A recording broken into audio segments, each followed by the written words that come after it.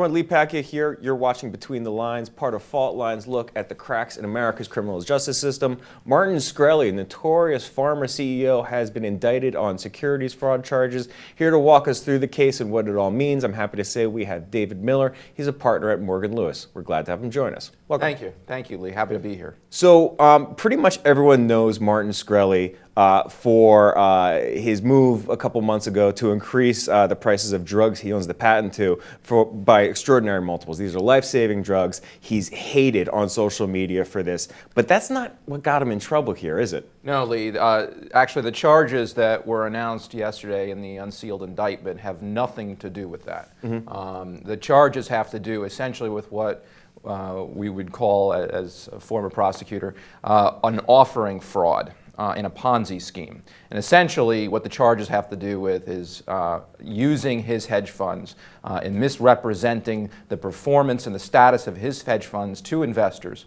and essentially getting more money from his investors by telling them that their investments are doing very well. Mm-hmm. Getting that money that he needed for whatever reasons, in this case he had outstanding debts and trading losses, to pay off those trading losses while he continued to lie to investors to get them to give him more money. And also there's a Ponzi-like element to this in that there were various settlements and also contributions from investors that he used to basically not only to redeem other investors, but to pay off the debts that he owed. Mm-hmm. So essentially it has to do with both funds and a pharmaceutical company that have nothing to do with what got him into a lot of trouble. Part of his prior life. Part of his prior life, exactly. I was a little bit confused by the terminology used yesterday at the press conferences. Prosecutors and authorities were careful to say Ponzi-like, not Ponzi. Is there a meaningful difference, or is that just window dressing? It's no. I mean, essentially, the common Ponzi scheme is where,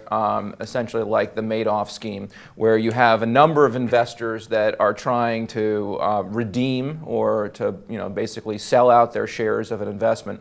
And there's an obligation on the part of the owner of the fund to pay them out, except the owner's been lying to people. Mm-hmm. And telling them that their investment is doing very well, that the fund is doing very well, when in fact it's not, and maybe it doesn't even have any money. And so essentially they're using Peter to pay Paul. They're taking one investor's monies that they may have just contributed into the fund to pay out other investors that are demanding their money. That's not really what happened here, and this did have to do with some movement of cash and movement of funds from perhaps the company and one investor to another investor, but it wasn't a traditional Ponzi scheme. This fraud really, as I said, is the typical offering fraud scheme where, in this case, Shkreli has lied to his investors about the performance of his hedge funds to get them to contribute and invest more money, and then use that money that he needs to pay off whatever debts and trading losses that he has. But did people actually get hurt here? Were there actual damages that were incurred? Yes, I mean there are investors that have lost a lot of money here, and you see references to that in the indictment. And including the fact that these investors clearly testified, or at least some of them testified before the grand jury, and indicated and testified about the monies that they contributed based on misrepresentations from Shkreli. That money now is gone because these hedge funds have nothing in them, according to the indictment. So they're out substantial amounts of money. Was it unusual to see his attorney, a partner from Kaye Scholer, charged as well? Highly unusual. You don't see a lot of lawyers, much less lawyers from large law firms, being charged with securities fraud. In this case, however, while the scheme is securities fraud, my understanding is the lawyer is charged in one count, and that is conspiracy to commit wire fraud.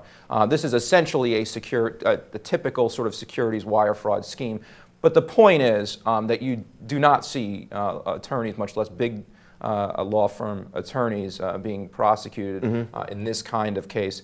Clearly, the evidence is strong, as sort of set forth in the indictment against this lawyer, and prosecutors and agents generally are careful in these kinds of cases when lawyers are involved in advising potential defendants as to what role the lawyer played. Did the lawyer just play the classic lawyer role, or did the lawyer step over the line? And here, prosecutors have alleged that the lawyer stepped over the line completely and has now charged him as a conspirator with Shkreli. So not to put words in your mouth, but I suspect you would say that there are pretty strong cases against both Shkreli and his attorney here. I mean, according to the indictment, clearly they have emails, they have victim testimony, and potentially a cooperator. They have a reference to a co-conspirator one who's unnamed. And when I was an assistant U.S. attorney, and we would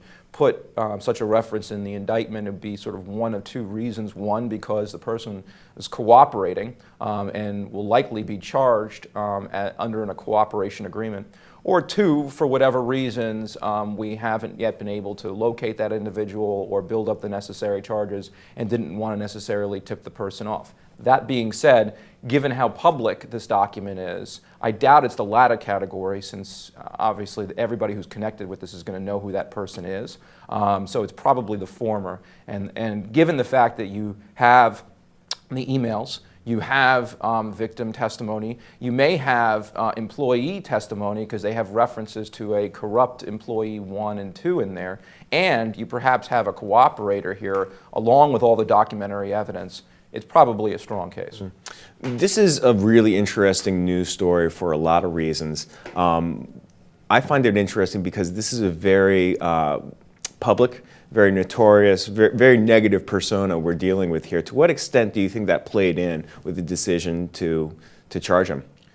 Well, look, the prosecutors and the FBI agents who were involved in the prosecution, including agents that I actually worked with, are very professional.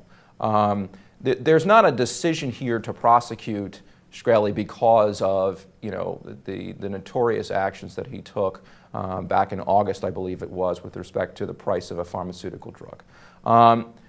Is it possible that he may have gotten on people's radar more because of his actions? Well, the answer might be yes, but only in the sense that among the frauds that are perpetrated and the evidence that is being sort of funneled to the prosecutors and law enforcement, this may have gotten a little bit more of attention given who he is. That being said, I would sincerely doubt that charging decisions are based on the actions that he took back in August. That would be more of a political, social-related action. And the U.S. Attorney's Office in Brooklyn and the FBI agents who were involved in this case are very professional.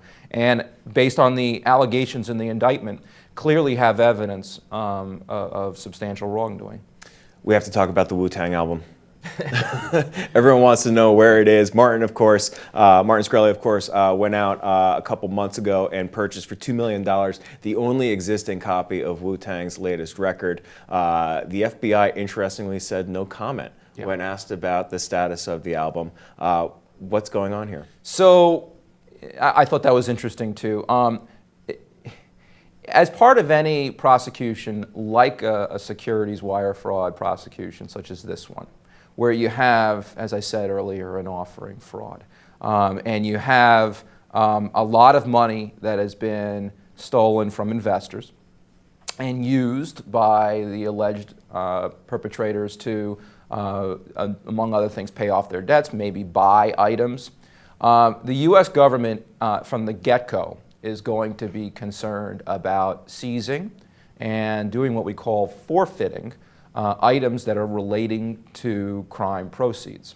So what does that mean? Well, if Shkreli bought that album, among other items, using money that he gained from inflated performance fees or other kinds of diversions of funds from the hedge funds, the MSME hedge funds that are listed in the indictment, then those items, including the album, could have been bought with what we call crime proceeds.